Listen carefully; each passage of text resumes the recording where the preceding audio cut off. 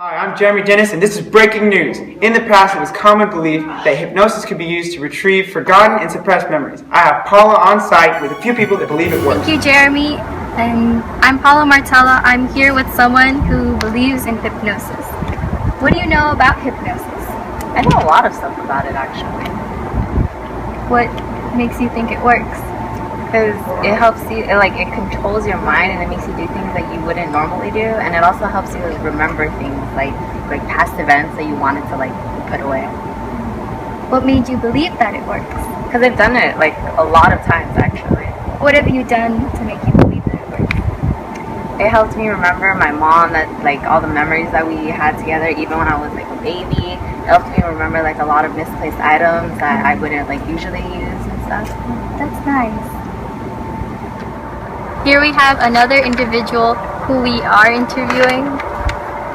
Do you believe in hypnosis? Yes, I do. Why do you believe in hypnosis? Well, I've done a lot of research, extensive research actually, about how it's been helping humanity develop, how world leaders have used it to control the populace, stuff like that. Mm-hmm. Would you ever participate in it? Oh, no.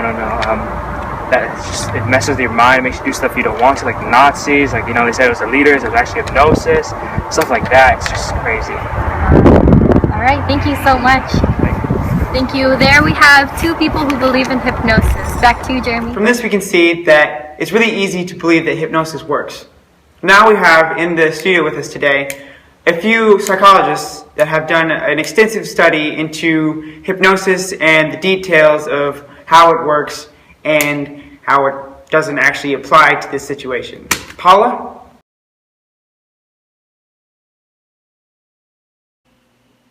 Okay, now I'm going to need you to relax, close your eyes, and take small breaths. Put your hands to your side. Relax your body. You're beginning to fall asleep. And now you're asleep. Can you tell me what you remember about the incident that involved your best friend and your father? They were just talking like any other day, and then for some reason my father got angry. And what did your father do? He grabbed her. And is that it? Is that all that happened? No, and then he pushed her, and he told me to go away. Would you happen to know what they were arguing about? No, he just yelled, "Why did you do this?" And she started to scream. So your father is the one who initiated the violence. Yes. Yes. Okay. Do you think that your father murdered your friend? Yeah. Are you sure? Yes. Can you say it? My father murdered my friend Susan. Thank you, Jeremy. I'm here with Dr. Breeze and Dr. Galdamez. We're going to discuss how the studies of hypnosis, and how it influenced the case of Susan. Doctor, can you tell me how hypnosis retrieves suppressed memories? Well, let me explain to you what hypnosis is, and what it basically comes down to is social interaction. When you're told about a certain object and they describe it to you in certain ways, then you start to form ideas and start to form perspective over that object, and that's how suggestions influence you. And the thing about remembering is that certain experiences are remembered and others aren't. In your life, you remember the big things, but you don't remember all the details, all the little things that don't really matter to your life. And your mind, what it does, it's basically a filter that it remembers, and it stores all the most important experiences. How is it possible for Eileen to recall her father murdering her friend Susan with hypnosis? We'll have to really say that it isn't really possible. Well, it's possible to actually recall facts like that. They aren't facts. They certainly aren't. They're a mixture of fact and fiction.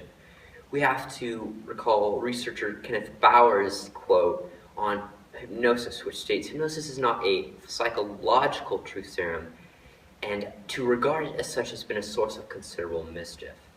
Now, we can recall some cases where researchers have had hypnosis be the major point of putting away a criminal. And later on, we realized that these cases were widely false and messed up. In 1994, the case of Stephen Cook and Joseph Bernardin, Stephen Cook tried to file a $10 million lawsuit against Joseph, who had apparently allegedly molested him 17 years ago. This case was thrown out, though, when people realized that Stephen only realized these memories after being under hypnosis with a therapist whose teacher had been a guru of some sort who thought he was divinely controlled. Now, another case is Larry Mays, who was convicted of assault, burglary, and rape, and was in prison for 21 years but was released due to DNA evidence. Now, the only reason he was put into prison was because the victim had undergone hypnosis before and it had recalled and had known that he was the one in a criminal lineup, that he was the one that did it, even though 2 times before she had completely missed him and had not picked him in that same lineup. Now, how this relates with our case is that Janice, Eileen's sister, had actually stated that Eileen had undergone hypnosis before, and that is the only time she actually told the memories of how the murder had happened. So we can't really use these memories. In fact, in America, Australia, and Britain, courts throw out evidence where the victim or any person in the court have undergone hypnosis. Okay, so what can hypnosis do? Well, Ernest Hogard, he's a really famous researcher, he mentioned that the hypnosis is associated with 2 things: social interaction and disassociation, which is basically the split between levels of consciousness. The hypnotists dissociate the sensation of pain stimulus from the emotion of suffering that defines their experience. That's why when someone puts their hands in a bucket of ice water under hypnosis, they don't feel any pain. It dissociates that feeling. Now, it also works with how when a football player, and this is without hypnosis, when a football player is really engaged in the game, he completely does not keep track of what pain he's feeling. Now, speaking of pain, hypnosis can actually relieve pain. By post-hypnotic suggestion, hypnotists are able to relieve headaches, asthma, stress-related skin disorders, or the pain, alleviate that pain. It also works to help with obesity, but it surprisingly doesn't help with alcohol addiction, smoking, or other drug-related addictions. All right, thank you so much, doctors, for your time. Back to you. We see that despite popular belief, hypnosis is not a reliable resource for retrieving lost memory. After this myth was disproved, all legal cases that were influenced by hypnosis were dismissed. Just a reminder, correlation is not the same as causation. I'm Jeremy Dennis, and this is Breaking News. Myth busted in America.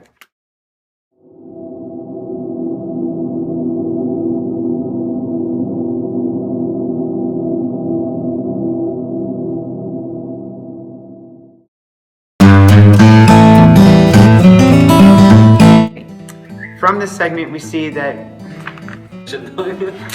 Bro, okay, it's already playing. 1, 2, 3. Oh my god. I'm sorry. From this segment, we see that despite popular belief, hypnosis is not...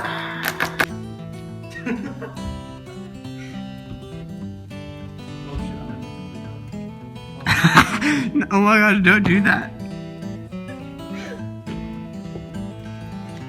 I just thought you were. 원하시는 거.